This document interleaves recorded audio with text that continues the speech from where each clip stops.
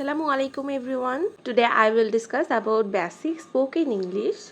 কোর্সটি তাদের জন্য যারা ভাবছেন যে এবার ইংলিশে কথা বলা শিখতে হবে। আমি আপনাদের বেসিক কিছু রুলস নিয়ে কথা বলবো, অর্থাৎ যেগুলি না জানলে ইংলিশ স্পোকেনটা ভুল হয়ে যায়। এখানে আমরা কয়েকটি ধাপে ইংলিশ শিখব। আজকে আমি কিছু গ্রামার রুলস নিয়ে কথা বলবো। So let's start. Here we will see the structure and example of the rules. How often দিয়ে বাক্য গঠন, কিভাবে হাউ অফেন দিয়ে বাক্য গঠন করতে হয়। হাউ অফেন দিয়ে বাক্য গঠন করতে হলে আমাদেরকে ভার্বের প্রেজেন্ট ফর্ম ইউজ করতে হবে। Like how often will you write, তুমি কতবার লিখবে। How often will you write, তুমি কতদিন পর পর ব্যায়াম করো। How often do you exercise, তুমি কতদিন পর পর তোমার মা বাবার সাথে দেখা করো। How often do you visit your parents. এখানে আমরা রাইট, ডু, ভিজিট সব ভার্বগুলোকেই ভার্বের প্রেজেন্ট ফর্ম হিসেবে দেখতে পাচ্ছি। আরও কিছু দেখা যাক। How often do you change your password. Change it is ভার্বের present form. How often do you need facial, কতদিন পর পর তোমার ফেসিয়াল করা প্রয়োজন হয়। How often do you visit the library, কতদিন পর পর তুমি লাইব্রেরি পরিদর্শন করো। How often do you go to doctor for check up, check আপের জন্য কতদিন পর পর ডাক্তারের কাছে যাও। How often do you log in two Facebook account, কতদিন পর পর তুমি ফেসবুক অ্যাকাউন্টে লগ ইন করো। সো এখানে আমরা ভার্বের প্রেজেন্ট ফর্ম ইউজ করব, বাকিটা হাউ অফেন দিয়ে সেন্টেন্সটা স্টার্ট করতে হবে। Let's go to the next rule.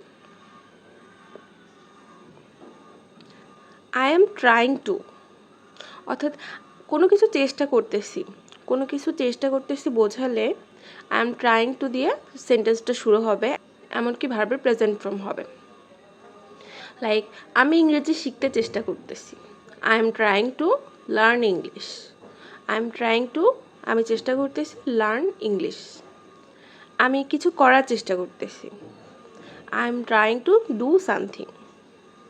আমি পথ শিশুদের সাহায্য করতে চেষ্টা করতেছি। I am trying to help the street children. I am trying to এর পরে ভার্বটা হবে, তারপরে বাকি যে অবজেক্টগুলো থাকবে সেগুলো হবে। আমি আমার বিছানা পরিষ্কার করার চেষ্টা করতেছি। I am trying to clean my bed. আমি তাকে অনুপ্রাণিত করার চেষ্টা করতেছি। I am trying to motivate him. As দিয়ে বাক্য গঠন, অর্থাৎ কোনো কিছুর সঙ্গে কোনো কিছু তুলনা করা বোঝালে আমরা অ্যাজ ইউজ করব। ফার্স্টে একটা অ্যাজ হবে, তারপরে সেই অ্যাডজেক্টিভটা হবে, অর্থাৎ যার সঙ্গে তুলনা করা হচ্ছে সেই জিনিসটা হবে, তারপরে আবার অ্যাজ হবে। অর্থাৎ এখানে দিনকে উজ্জ্বলের সাথে তুলনা করা হচ্ছে, অর্থাৎ উজ্জ্বল, bright, bright, which thing is bright, bright as day, দিনের মতো উজ্জ্বল, কয়লার মতো কালো, as black as coal, লোহার মতো শক্ত, as hard as iron। এখানে as hard as iron, লোহার মতো শক্ত। এখানে লোহার কথাটা কিন্তু আমরা বাংলাতে ফার্স্টে ইউজ করেছি এবং শক্ত কথাটা লাস্টে ইউজ করেছি, আর মতোটা মাঝে থেকেছে। কিন্তু আমরা ইংলিশ করার ক্ষেত্রে আমরা লাস্টের যে অ্যাডজেক্টিভটা তাকে ফার্স্টে ইউজ করব, অর্থাৎ ফার্স্ট অ্যাজ এর পরেই ইউজ করব।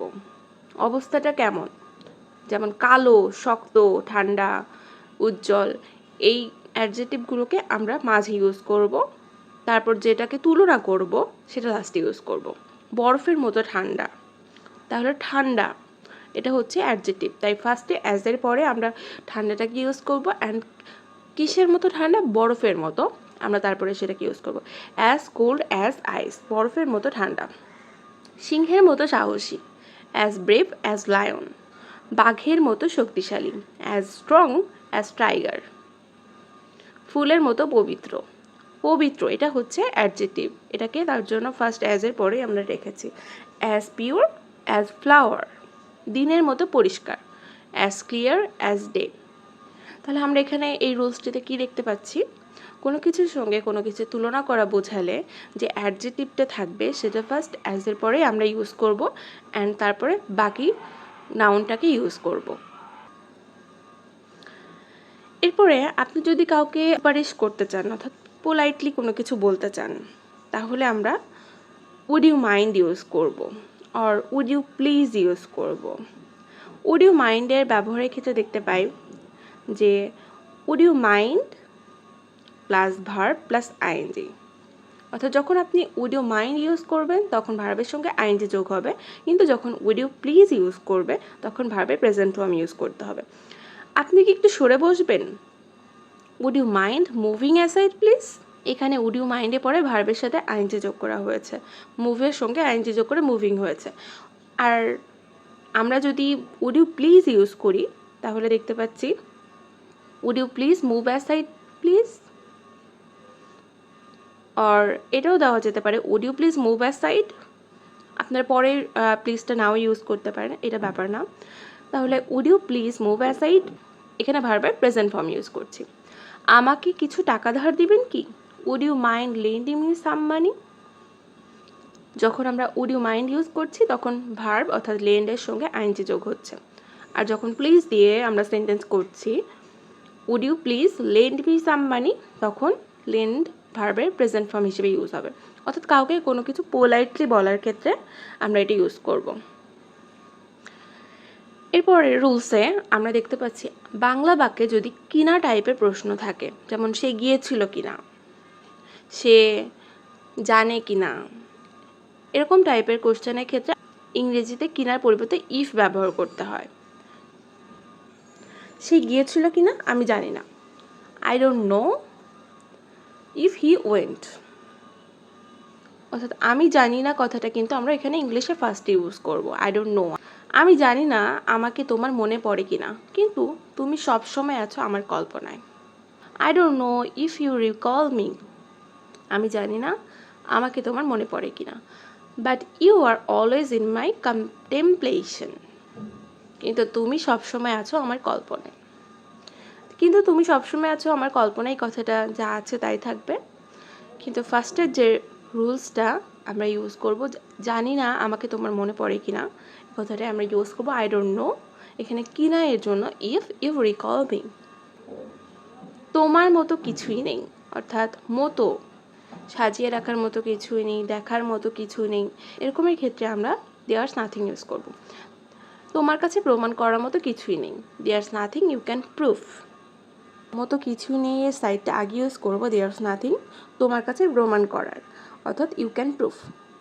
সাজিয়ে রাখার মতো আমার কাছে কিছুই নেই, মতো কিছুই নেইটা ইউজ করছি আগে, দেয়ার্স নাথিং সাজিয়ে রাখার মতো উই ক্যান অ্যারেঞ্জ। তুমি প্রশংসা করার মতো কিছুই খুঁজে পাবে না, there's nothing you can appreciate. তেমনি আমরা আরও কিছু সেন্টেন্সের ক্ষেত্রে বলতে পারি তার কাছে বন্টন করার মতো কিছুই নেই, there's nothing he can allocate. মুগ্ধ করার মতো দৃশ্যটি কিছুই নেই, there's nothing the scenery can allure. এইভাবে সেন্টেন্সগুলো হবে, অর্থাৎ মতো কিছুই নেই এর দেয়ার্স নাথিংটা ফার্স্টে ইউজ হবে। কোনো কিছু প্রয়োজন বোঝালে আমরা নিডটি ইউজ করব।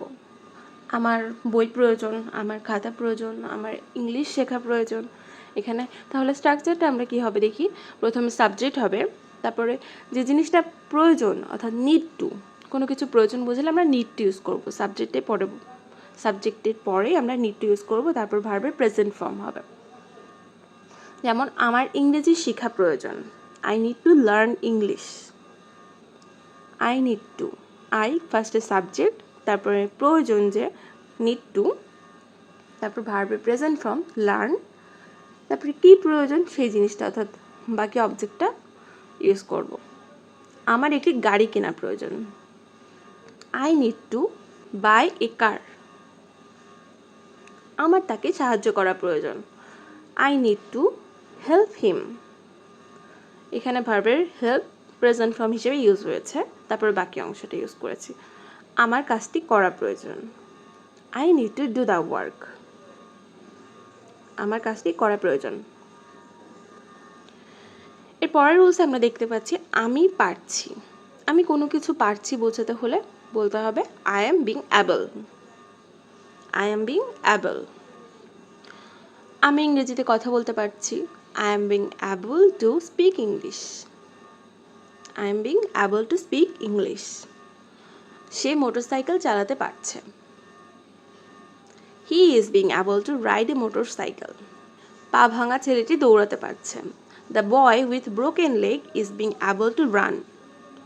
পা ভাঙা ছেলেটি, the boy with broken leg. যখন সাবজেক্টটা ফার্স্ট পারসন ছিল অর্থাৎ আই ছিল তখন আয়ের সঙ্গে অ্যাম ইউজ করেছি, কিন্তু যখন সাবজেক্ট থার্ড পারসন অর্থাৎ দ্য বয়, এখানে পা ভাঙা ছেলেটির ক্ষেত্রে কিন্তু দ্য বয় এটা হচ্ছে সাবজেক্ট, এটা হচ্ছে থার্ড পারসন, তাই আমরা এখানে অ্যাম ইউজ করব না, আমরা ইজ ইউজ করব, অর্থাৎ ইজ বিং অ্যাবল টু হয়ে যাবে তখন। The boy with broken leg, পা ভাঙা ছেলেটি is being able to run. আমি ইংরেজিতে রচনা লিখতে পারছি। I am being able to write essay in English. আমি অঙ্কটি করতে পারছি। I am being able to do the sum. এগুলো কিন্তু আমরা ভার্বের প্রেজেন্ট ফর্মে ইউজ করব। তারা ক্রিকেট খেলতে পারছে। They are being able to. এখানে পার্সন কিন্তু থার্ড পার্সন প্লুরাল নাম্বার হয়েছে, তাই আমরা দে এর পরে আর ইউজ করেছি। They are being able to play cricket. তাহলে আমরা আমি পারছি অর্থাৎ I am being able to এর পরে ভার্বের প্রেজেন্ট ফর্ম ইউজ করব। কোনো সমস্যা নেই, কোনো কিছুতে কোনো সমস্যা নেই বোঝাতে হলে দেয়ার ইজ নো ডিফিকাল্টি। তাহলে স্ট্রাকচারটা কেমন হচ্ছে? There is no difficulty in, অর্থাৎ কোন জিনিসটাই সমস্যা নেই, তার আগে there is no difficulty in, তারপরে ভার্বটা ইউজ করবো এবং ভার্বের সঙ্গে আইএনজি যোগ করব। যেমন পড়ায় কোনো সমস্যা নেই, there is no difficulty in reading. পড়ায়, ভার্ব রিড, ভার্বের সঙ্গে আইএনজি যোগ হয়ে রিডিং হয়েছে। খোঁজায় কোনো সমস্যা নেই, there is no difficulty in searching. সংরক্ষণ করায় কোনো সমস্যা নেই, there is no difficulty in reserving. ফুল তোলায় কোনো সমস্যা নেই, there is no difficulty in flowering. এখানে ফার্স্টে there is no difficulty in, তারপরে আমরা যে ভার্বটা ইউজ করবো ভার্বের সঙ্গে আইএনজি যোগ করতে হবে। ঘুমাতে কোনো সমস্যা নেই, there is no difficulty in sleeping. রান্না করায় কোনো সমস্যা নেই, there is no difficulty in cooking. বর্ণনা করায় কোনো সমস্যা নেই, there is no difficulty in describing. পরীক্ষা করায় কোনো সমস্যা নেই, there is no difficulty in checking. এখানে কোনো কিছুতে কোনো সমস্যা বোঝাতে হলে আমরা বাংলাতেও কিন্তু ভার্ব ইউজ করে থাকি, যে আমার এই কাজটা করায় কোনো সমস্যা নেই, আমার ওই কাজটা করায় কোনো সমস্যা নেই। এই জন্য সেই ভার্বটার সঙ্গে আমরা দেয়ার ইজ নো ডিফিকাল্টি ইনের পরে ভার্বটার সঙ্গে আইএনজি যোগ করে নেব। এরপর আমরা যদি কোনো কিছু করতে সমস্যা হচ্ছে, আমাদের কোনো কিছু করতে সমস্যা হচ্ছে এরকমটা বোঝাতে হলে I am having a hard time. কোনো কিছু করতে সমস্যা হচ্ছে, আর তারপরে ভার্বের সঙ্গে আইএনজি যোগ করতে হবে। যেমন আমার বন্ধুদের বুঝতে আমার সমস্যা হচ্ছে, I am having a hard time. Verb understand, আন্ডারস্ট্যান্ডের সঙ্গে আইএনজি যোগ হয়েছে, আন্ডারস্ট্যান্ডিং মাই ফ্রেন্ডস, অর্থাৎ বাকি যে অবজেক্টটা তখন বাকি অবজেক্টটা হবে। আমার পাখিটি দেখতে সমস্যা হচ্ছে, I am having a hard time watching the bird. আমার পাখি দেখতে সমস্যা হচ্ছে। তোমার প্রশ্নগুলির উত্তর দিতে আমার সমস্যা হচ্ছে, I am having a hard time answer your questions. তোমার প্রশ্নগুলির উত্তর দিতে আমার সমস্যা হচ্ছে। তেমনি আরও কিছু বলা যেতে পারে, I am having a hard time understanding the grammar. Grammar বুঝতে আমার সমস্যা হচ্ছে। I am having a hard time knowing you. তোমাকে বুঝতে আমার সমস্যা হচ্ছে। এক্ষেত্রে অর্থাৎ কোনো কিছু করতে সমস্যা হচ্ছে, বুঝতে সমস্যা হচ্ছে, এক্ষেত্রে আমরা I am having a hard time use করব এবং এরপরে যে ভার্বটা হবে তার সঙ্গে আইএনজি যোগ করতে হবে। তো গাইস, আজকে এই পর্যন্তই। এর পরের রুলসগুলো দেখতে পাবে পরের ভিডিওতে। Thank you all.